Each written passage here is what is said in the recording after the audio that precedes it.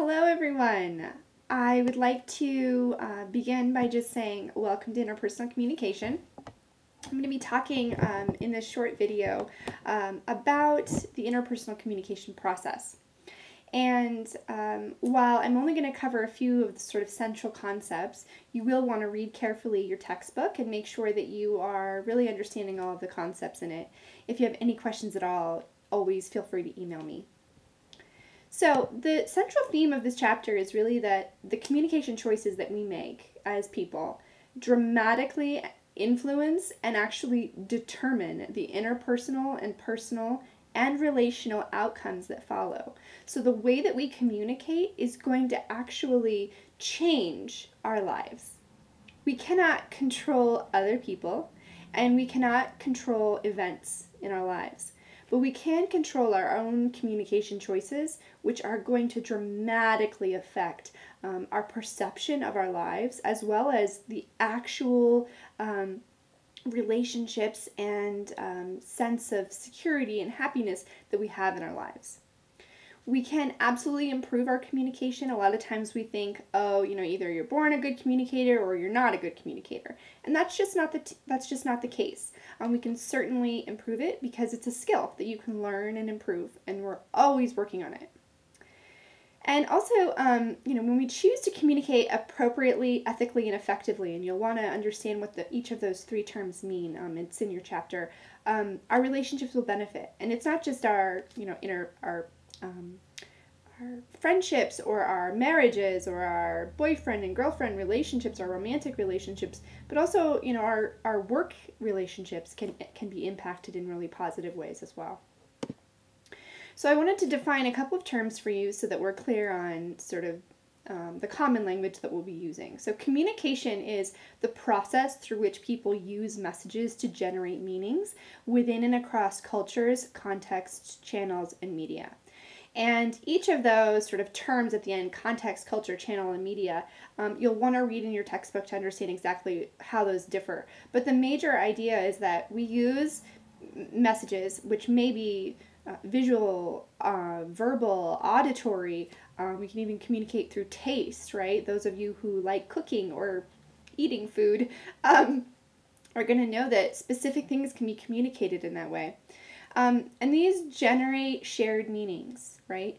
If you point to something, that is a specific nonverbal message that you're sending that indicates, hey, something is right there. But that's always dependent on the specific context that you're in. Pointing in one context is going to mean something different than if it's in another context. So by context, I mean situation. And it's also going to be determined by the specific culture that we're in. Pointing here in the United States or in Western cultures is going to mean something specific. In other cultures, it's definitely rude to point, so it means something different. It's also going to be dependent on the media through which it is communicated. So television, radio, right? That's the specific media that we use. Text message. It's a big one, right? Facebook, right? All of these different things are different media that we use. And there's different ways of kind of understanding models. Your chapter is going to talk a lot about linear versus interactive and transactional models. And the important thing to remember is that interpersonal communication is definitely sort of an interactive and very dynamic process. So it's not linear. Linear is going to be more like radio broadcasts. That's going to go from the radio, the person in a specific station sending out a message to you. You don't have an opportunity to respond to that and change the meaning, right? It's just very one directional. Whereas in an interpersonal context, where you're talking to one or more people, the meaning of that situation and the outcome of that situation is going to be generated by the interaction between all, two or three of you. And that, really leads us to the definition of interpersonal communication, which is a dynamic form of communication between two or more people in which the messages exchanged significantly influence their thoughts, emotions, behavior, and relationships. And a lot of times when we hear the word significant, we think, well, so sometimes interpersonal communication isn't significant. Well, the key to it is that even the communication choices that we make that seem insignificant can sometimes, or always actually, impact the relationship.